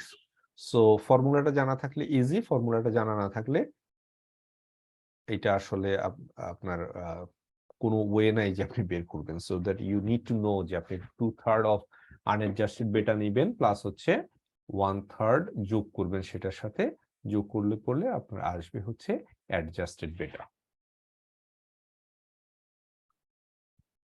এখন থিনলি ট্রেডেড কোম্পানি বা নন public company যদি হয়, এটা তো লিস্টেড কোম্পানির ক্ষেত্রে আপনি কি করতে পারছেন, এই যে র যে হিস্টোরিক্যাল বেটা সেটা আপনি বের করতে পারছেন, because you know A has a trade হয় এবং এর হচ্ছে আপনি অনেকগুলা প্রাইস আপনি পাচ্ছেন।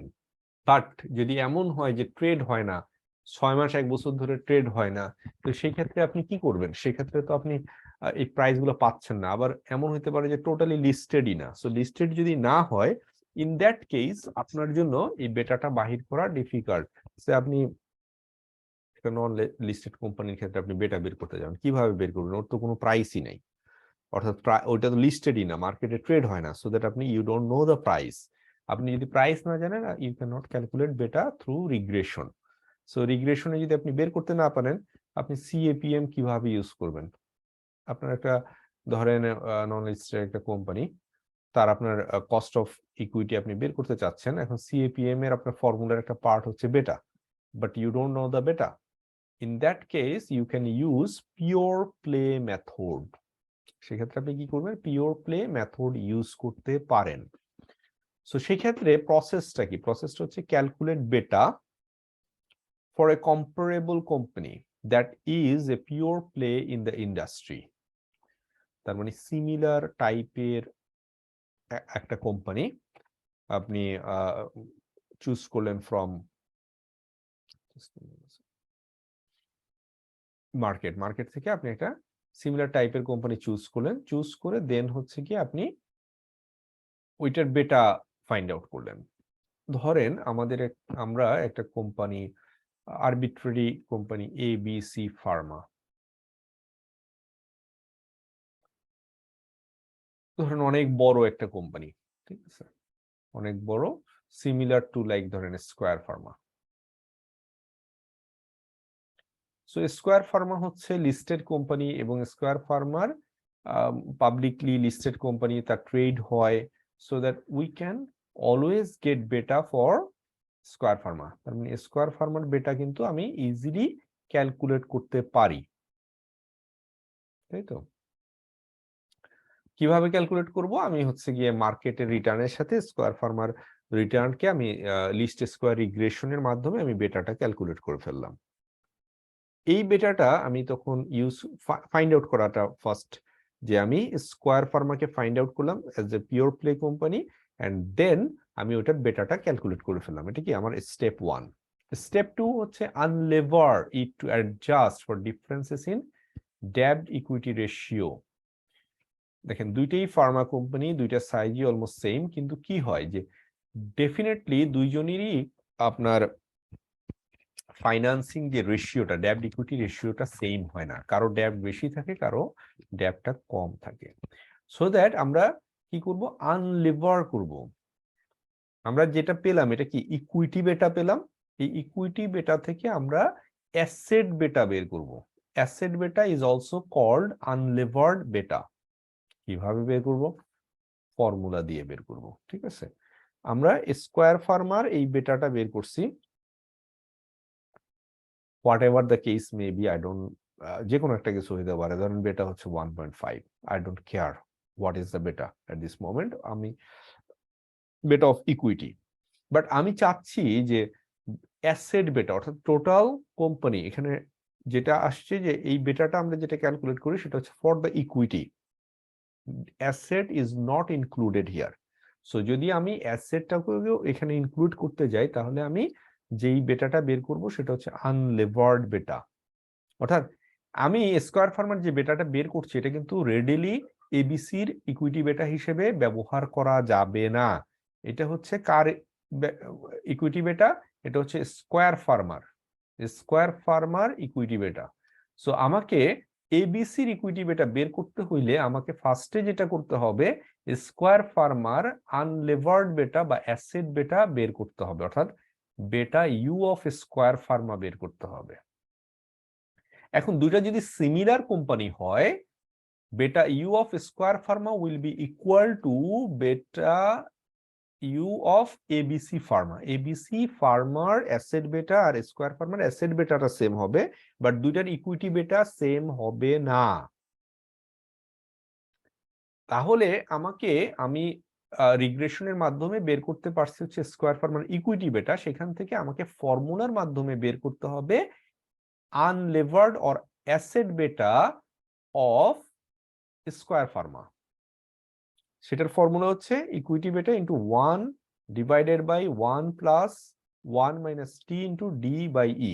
ডি হচ্ছে রেশিও, ডি এটা হচ্ছে ড্যাবড ইকুইটি রেশিও, তাই তো? সো আমরা পরে একটা এক্সাম্পল দেখবো, এক্সাম্পল দেখলে আরো হয়তো ক্লিয়ার হবে, but you need to know this formula, যে কিভাবে আপনি এখান থেকে ইকুইটি বেটা থেকে অ্যাসেট বেটা বের করবেন। ফাইন, থার্ড স্টেপে যাই। Reliver it to reflect the debt equity ratio of the subject company, that is the project beta.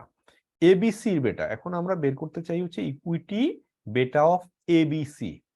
So এবিসির equity বেটা বের করার জন্য আমরা কি করব, এটা কিন্তু আপনার এবিসি অর্থাৎ সাবজেক্ট কোম্পানির ইকুইটি বেটা ইকুয়াল টু আনলেভার্ড বেটা, অ্যাজ উই সেড যে স্কয়ারের আনলেভার্ড বেটা আর এবিসির আনলেভার্ড বেটা উইল বি সেম, বিকজ দুইটা কি pure play company, in other way similar টাইপের company.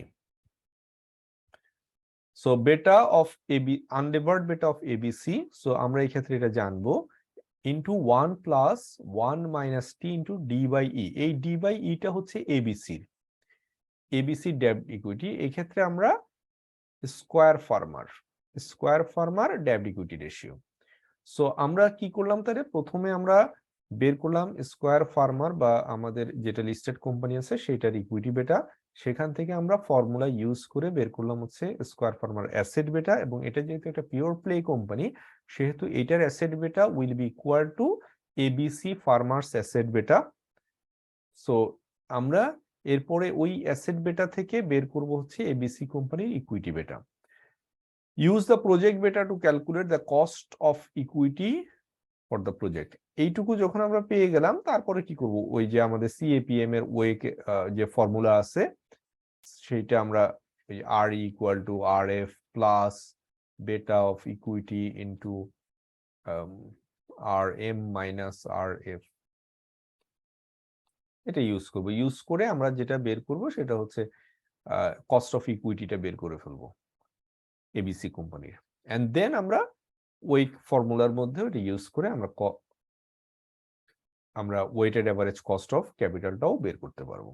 This is the pure play method. তো পিওর প্লে মেথডটা আবার একটু বলি, সেটা হচ্ছে আমরা যে যদি কোনো নন লিস্টেড অথবা অল্প ট্রেড হয় এরকম কোম্পানির ইকুইটি বেটা বের করতে চাই, সেক্ষেত্রে আমরা যেটা করব যে সিমিলার টাইপের একটা কোম্পানি যেটা লিস্টেড খুব বেশি ট্রেড হয় এরকম একটা কোম্পানিকে ফাইন্ড আউট করব। ফাইন্ড আউট করার পরে ওর ইকুইটি বেটা বের করব। কিভাবে বের করব, আমরা regression analysis, least square regression অ্যানালাইসিসের মাধ্যমে আমরা বের করব। কিসের মধ্যে, কিসের সাথে কিসের, প্রাইস, যে প্রাইস মুভমেন্টটা হচ্ছে ডিফারেন্ট সময়ে আপনার সাবজেক্ট এই যে পিওর প্লে কোম্পানি আর হচ্ছে মার্কেটের যে প্রাইস আছে, প্রাইস মুভমেন্টের উপরে আমরা লিস্ট স্কয়ার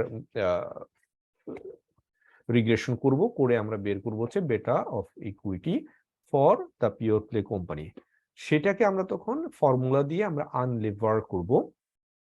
আনলেভার করলে যে বেটাটা পাবো সেটাকে আমরা বলেছি অ্যাসেট বেটা বা আনলেভার্ড বেটা। এইটা হচ্ছে আপনার যেই কোম্পানি খুব একটা ট্রেড হয় না ওইটার বেটা আর এই বেটাটা সেম হবে। সেম হলে আমার আবার আরেকটা ফর্মুলা ইউজ করে আমরা ইকুইটি বেটা বের করব আমাদের যেইটা ট্রেড হয় না সেই কোম্পানির। দেন আমরা হচ্ছে কি যখন ইকুইটি বেটা পেয়ে গেলাম সেটা আমরা সিএপিএম এ ইউজ করে আমরা কস্ট অফ ইকুইটিটা বের করে ফেলতে পারবো। ওই কস্ট অফ ইকুইটিটা পরবর্তীতে আমাদের weighted average cost of capital ফর্মুলার মধ্যে ইউজ করে আমরা ওয়েটেড অ্যাভারেজ কস্ট অফ ক্যাপিটালও বের করতে পারবো।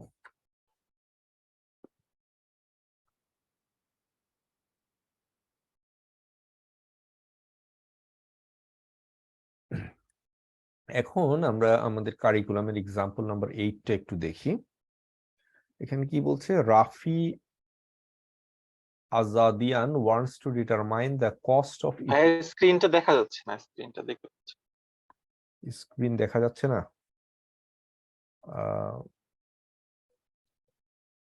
বাকিরা কি দেখতে পাচ্ছেন? আমি দেখতে পাচ্ছি। হ্যাঁ আমি দেখতে পাচ্ছি ভাইয়া। হ্যাঁ, আমার মনে হয় আপনার ওখানে কোনো ইস্যু থাকতে পারে। আপনি একটা করতে পারেন হচ্ছে লগ ইন করে আবার আউট হয়ে আবার ইন করে দেখতে পারেন। আই ডোন্ট নো, বাট আমি এখানে আরেকটা স্ক্রিন ইউজ করি তো সেই স্ক্রিনে কিন্তু আমি দেখতে পাচ্ছি এবং বাকিরাও দেখতে পাচ্ছে। Rafi Azadian wants to determine the cost of equity for Lucida Oncology, a privately held company. Okay, fine. Rafi realizes that he needs to estimate Ilocida's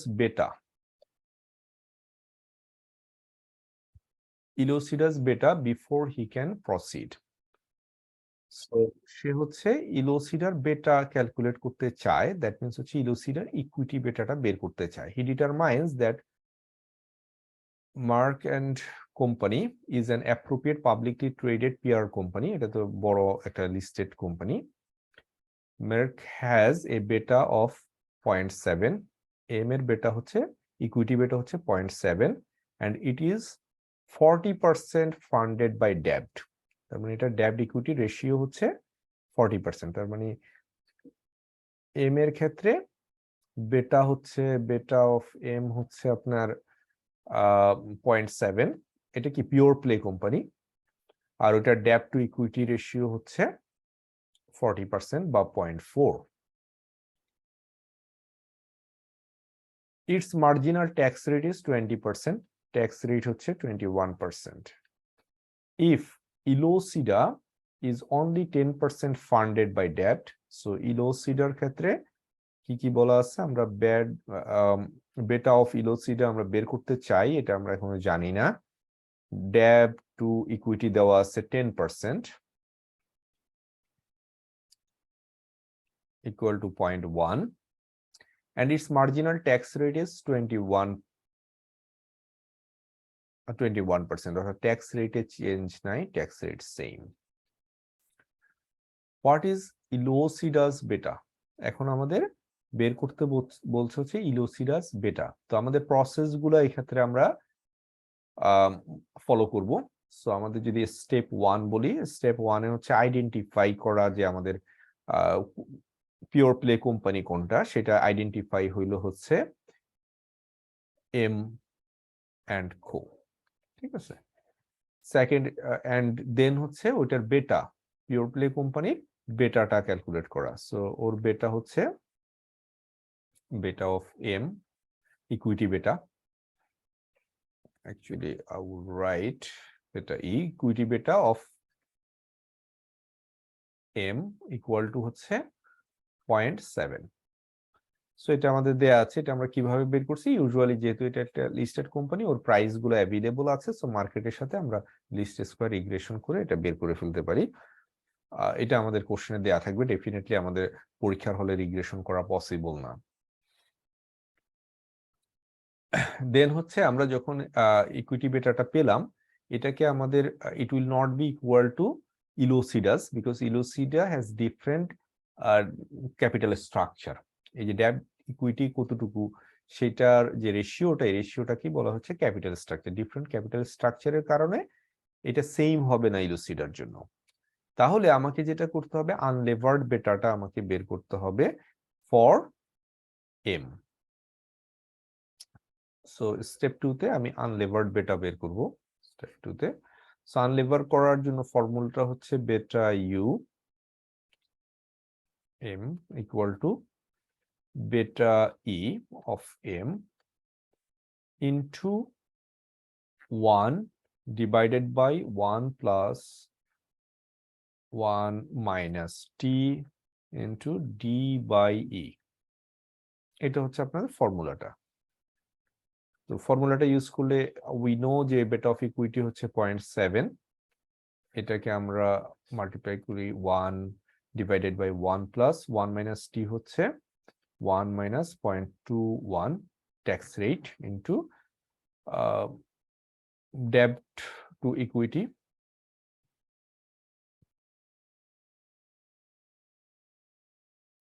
sorry এটা কিন্তু ডি না, এখানে একটু একটু আছে, এটা হচ্ছে ডেব্ট, ডেব্টের পরিমাণ, ডেব্ট পার্সেন্টেজ, ডেব্ট হচ্ছে 40%। ইট ডাজন্ট মিন যে আপনার ডিই 40% তা না, এখানে হচ্ছে একটু এই জায়গাটাতে একটু লিখতে ভুল হয়েছে। ইট উইল বি ডেব্ট হচ্ছে 0.4 বা এম এর ক্ষেত্রে এটা 40% আর ই এর ক্ষেত্রে এটা 10%। তার মানে ইকুইটি কত? ইকুইটি হচ্ছে বাকি টুকু, দ্যাট মিনস হচ্ছে 60% এই ক্ষেত্রে ইকুইটি, আর এই ক্ষেত্রে ইকুইটি হচ্ছে আপনার 90%। তার মানে 100 টোটাল ক্যাপিটালের মধ্যে 10% ডেব্ট ইলুসিডার আর ইকুইটি হচ্ছে 90%। আর এম এর ক্ষেত্রে ডেব্ট 40%, ইকুইটি হচ্ছে 60%। তাহলে আমাদের ডি ক্ষেত্রে ডি কত? এখানে এম এর জন্য ডি হচ্ছে 0.4 আর ইকুইটি কত? 0.6। সো এটা আমরা যখন ক্যালকুলেট করলে আমরা কত পাচ্ছি এখানে, I think 0.46, anyway 0.4 divided by 0.6 into 1 minus 0.21 plus 1 reverse into 0.7 equal to 0.4585 or 0.46। এটা হচ্ছে কি আনলিভার্ড বেটা, কার? আপনার এম এম এম মার্কের। সো তাই যদি হয় তাহলে আমি স্টেপ 3 তে, তার মানে ইট উইল বি সিমিলার, এটা কিন্তু আপনার এম এর জন্য আনলিভার্ড, যেটা যেহেতু এটা পিওর প্লে কোম্পানি সেহেতু ইলোসিডার জন্য সেম হবে। স্টেপ 3 তে আমি উই নো ফ্রম হিয়ার যে ইলোসিডার আনলিভার্ড কত? আনলিভার্ড বেটা অফ ইলোসিডা ইজ 0.4585। যদি তাই হয়, এখন আমরা ফর্মুলা জানি, ওই ফর্মুলা দিয়ে আমরা ইকুইটি বেটাটা বের করব অফ ইলোসিডা, তাই তো? বেটা অফ ইলোসিডা ইকুয়াল টু ইকুইটি বেটা of ইলোসিডা equal to asset beta of ইলোসিডা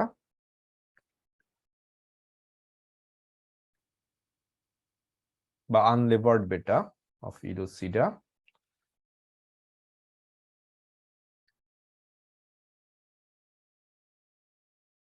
multiplied by 1 plus 1 minus t into d by e। একটা জিনিস খেয়াল করে দেখবেন, এটা কিন্তু আসলে দুইটা সেম ফর্মুলা, জাস্ট হচ্ছে আমরা রিঅ্যারেঞ্জমেন্ট করা, সো দ্যাট আপনার আসলে দুইটা ফর্মুলা আলাদা করে মুখস্থ করার কিছু নাই। আপনি যদি এইটা আপনি জানেন, ইউ জাস্ট নিড টু রিশাফল, আপনি রিশাফল করলেই আপনি আরেকটা ফর্মুলা আপনি এখান থেকেই তৈরি করে ফেলতে পারবেন, বা একটা ফর্মুলাই আপনি লিখে ধরেন আপনি এই ফর্মুলাটাই আপনি জানলেন, আপনি জাস্ট ইকুইটির এখানে আপনি নাম্বারটা ইকুইটি বেটাটা লিখেন, লিখে আপনি always you can calculate this one as well. So এই ক্ষেত্রে আমাদের আনলিভার্ড বেটা হচ্ছে 0.4585, এটাকে আমরা মাল্টিপ্লাই করব হচ্ছে 1 প্লাস 1 মাইনাস টি, ট্যাক্স রেট সেম 21%, 0.21 ইন্টু এই ডিইটা এখানে চেঞ্জ, ডেব্ট কত? 10%, অর্থাৎ 0.1, ইকুইটি কত 90%, 0.9। সো এটাকে যদি আমরা ক্যালকুলেট করি আমরা পাবো হচ্ছে 0.50। তাহলে এইখান থেকে আমরা ইলোসিডার বেটাটা পেয়ে গেলাম। ইলোসিডার ইকুইটি বেটা কত 0.50, ওয়ারেস এম এর ইকুইটি বেটা কত 0.7।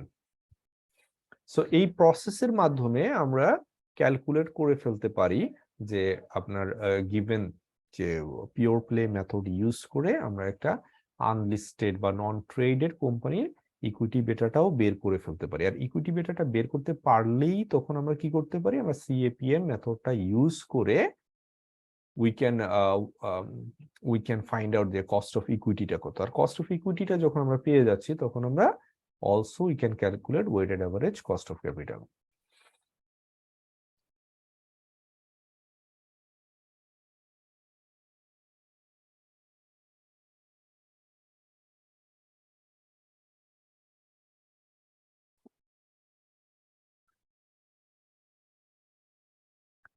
So আমাদের next LOS explain and demonstrate the correct treatment of flotation cost. Flotation cost-টা কি, আপনি যখন কোনো সিকিউরিটি ইস্যু করবেন, ধরেন ডেব্ট হোক ইকুইটি হোক, আপনি কোনো একটা সিকিউরিটি ইস্যু করলে ইস্যুয়েন্স একটা কস্ট আছে, তাই তো? ইস্যু করার সময় একটা খরচ দিতে হয়, খরচ ইনকার করে। যেমন আপনি আন্ডাররাইটারকে আপনি পে করতে হবে, এক্সচেঞ্জে লিস্টেড হলে এক্সচেঞ্জকে পে করতে হবে, এই ধরনের আপনার বেশ কিছু পেমেন্ট করতে হয়, তাই তো? এই খরচগুলো আমরা আসলে ট্রিটমেন্টটা, কারেক্ট ট্রিটমেন্ট আসলে কি, যেটা আসলে আমরা কোথায় দেখাবো, সেটা হচ্ছে কি প্রশ্ন। So fees charged by investment bankers when a company raises external capital, say for example 2%, ধরেন একটা কোম্পানি ইস্যু করবে কোন একটা ডেট, তখন কি করতে হবে? ও তো সরাসরি আসলে এটা ইস্যু করতে পারে না, বা সে আসলে কার কাছে কিভাবে ইস্যু করবে সে অনেক ক্ষেত্রে জানে না। তাহলে কি করতে হয়, একটা কস্ট ইনকার করতে হয়। ধরেন ইনভেস্টমেন্ট ব্যাংকারকে কিছু, আপনি যে মার্চেন্ট ব্যাংক বা ইনভেস্টমেন্ট ব্যাংকে আপনি এখানে এনগেজ করেন, তাকে একটা চার্জ দিতে হয় বা ফি দিতে হয়, সেটাকে আমরা এখানে বলতেছি flotation cost. Adjusting cost of equity is the wrong way. আমরা এই খরচের জন্য আসলে কস্ট অফ ইকুইটিকে অ্যাডজাস্ট করাটা সঠিক না, বা আমরা সেটা করব না। তাহলে রাইট ওয়ে কি? Right way should be to consider it as initial cash outflow when calculating NPV. তাহলে আমরা কিভাবে এটা দেখাবো? কস্ট অফ ইকুইটিকে আমরা চেঞ্জ করব না, রেদার আমরা এটাকে দেখাবো হচ্ছে ইনিশিয়াল ক্যাশ আউটফ্লো হিসেবে। Cost of equity with flotation cost, so RE equal to D1 divided by P0 minus A, flotation cost in monetary value, plus G. So আমরা যদি ফ্লোটেশন কস্ট থাকে সেক্ষেত্রে আমরা কি করব? নরমালি আমরা ধরেন কস্ট বের করার সময় কি করি, যে RE equal to D1 divided by price, বর্তমানে যে প্রাইস আছে P0 প্লাস G, এটা হচ্ছে ফর্মুলা। সো আমরা যদি ফ্লোটেশন কস্ট থাকে সেই ক্ষেত্রে এই যে P0 থেকে আমরা এই Fটা মাইনাস করে দিব, মাইনাস করে আমরা বের করব হচ্ছে cost of equity. So that কি হবে, অবশ্যই আমাদের without this flotation cost minus করা ছাড়া যে এটা আসবে তার থেকে ডিফারেন্ট হবে কস্ট অফ ইকুইটি। বাট আমরা সরাসরি এই 2% আসলে ইকুইটি থেকে মাইনাস করতে, কস্ট অফ ইকুইটি থেকে মাইনাস করতে পারবো না, আমাদেরকে এই প্রসেসের মাধ্যমে গিয়ে সেটা করতে হবে।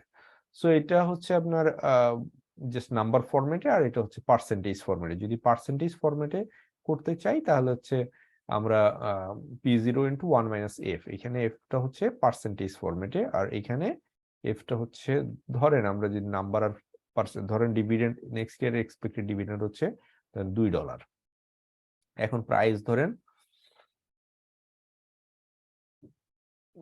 এখন প্রাইস ধরেন 10 আর ফ্লোটেশন কস্ট ধরেন 1, প্লাস গ্রোথ ধরেন আপনার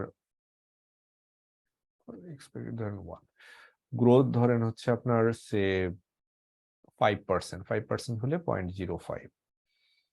সো এখানে যাই আসা আসবে। আর এই ক্ষেত্রে আমরা সেম জিনিসটা কিভাবে করব? সেম জিনিসটা আমরা করার সময় যেটা করব, D1 ঠিকই আছে 1, এখানে আমরা 10 মাল্টিপ্লাইড বাই 1 মাইনাস 0.1 দিতে পারি, মানে 10%। এই যে প্রাইস আছে, প্রাইসের 10% বা হচ্ছে যে ফান্ডটা আপনি উত্তোলন করছেন তার 10% ধরেন আপনার ফ্লোটেশন কস্ট, তাহলে আপনি 1 মাইনাস 0.1 প্লাস জি, এটা সেম জিনিসই হবে দিন শেষে 1 মাইনাস 9 প্লাস জি। এই ক্ষেত্রেও 1 ডিভাইডেড বাই 9 প্লাস জি হচ্ছে point whatever the case, say 0.05। Same জিনিসটাই হবে, বাট পার্সেন্টেজ ফরম্যাটে ফ্লোটেশন কস্ট দেওয়া থাকলে আমরা এই ফর্মুলাটা ইউজ করব, আর যদি অ্যাবসলিউট ফরম্যাটে থাকে তাহলে আমরা এটা ইউজ করব। দ্যাট মিনস আমরা এখানে যে জায়গাটাতে দেখতে যাচ্ছি সেটা হচ্ছে অ্যাকচুয়ালি আমরা কত টাকা এই ইস্যুর মাধ্যমে নেট কত টাকা কোম্পানি রিসিভ করছে, সেটাই আসলে আমরা এখানে দেখতে যাচ্ছি। সো আমরা একটা এক্সাম্পল যদি দেখি, এটা আমাদের কারিকুলামের example number 10। A company has a current dividend $2 per share. Current dividend খেয়াল করবেন এটা হচ্ছে D0 and current price হচ্ছে $40 P0 and expected growth rate হচ্ছে 5%, তার মানে G। এখান থেকে কি বলছে, what is the cost of internally generated equity, that is stock is not issued and flotation costs are not incurred। যদি flotation cost না থাকে তাহলে তার cost of equity টা কত? সিম্পল, আমরা 1 এর ক্ষেত্রে যেটা RE cost of equity equal to এই ক্ষেত্রে যেটা হবে নেক্সট ইয়ারের ডিভিডেন্ড D1, তাই তো, D1 divided by P0 plus G, it will be cost of equity। তাহলে D1 কত? D1 হচ্ছে 2 হচ্ছে কি D0 into 1 plus G হচ্ছে 0.05 divided by into 1 plus G। So D0 into 1 plus G হচ্ছে কি নেক্সট ইয়ারের ডিভিডেন্ড অর্থাৎ D1 ডিভাইডেড বাই এখন প্রাইস হচ্ছে $40 প্লাস এখন হচ্ছে আপনার গ্রোথ হচ্ছে 0.05 বা 5%। সো আমরা এটাকে ক্যালকুলেট করলে যেটা পাই সেটা হচ্ছে 10.25%। তার মানে যদি কোনো ফ্লোটেশন কস্ট না থাকে, ইউজুয়ালি আপনি ইন্টারনালি জেনারেটেড ইকুইটি যদি হয় সেই ক্ষেত্রে, অর্থাৎ আপনি রিটেইনড আর্নিংস যদি হয়, রিটেইনড আর্নিংস এর আপনার কস্ট হবে সেটা হচ্ছে 10.25%। বাট যদি আপনি এক্সটার্নাল ইস্যু করেন তাহলে কি হবে? তাহলে আপনার flotation cost থাকবে। What is the cost of external equity? That is new shares are issued and flotation costs are incurred. If the flotation cost is 4% of the issuance, যদি 4% flotation cost হয় তাহলে আপনার cost of equity টা কত হবে? So number 2,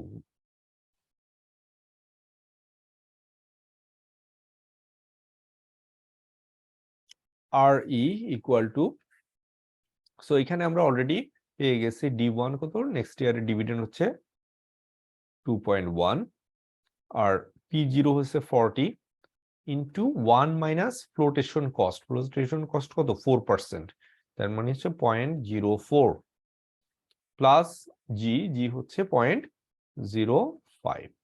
so এইটা যদি আমরা ক্যালকুলেট করি আমরা পাবো হচ্ছে 10.47%। সো এটি হচ্ছে right way of calculating cost of equity.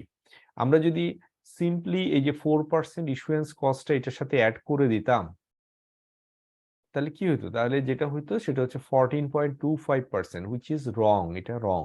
So এইভাবে করা যাবে না, আমাদেরকে কি করতে হবে, ফ্লোটেশন কস্ট যেটা হবে সেটাকে আমাদের এখনকার যে প্রাইস বা আমি ইস্যু করে যে পেমেন্টটা পাবো সেখান থেকে আমার মাইনাস করে দেখাতে হবে, তাহলে আমি রাইট কস্ট অফ ইকুইটিটা পাবো in case of flotation cost.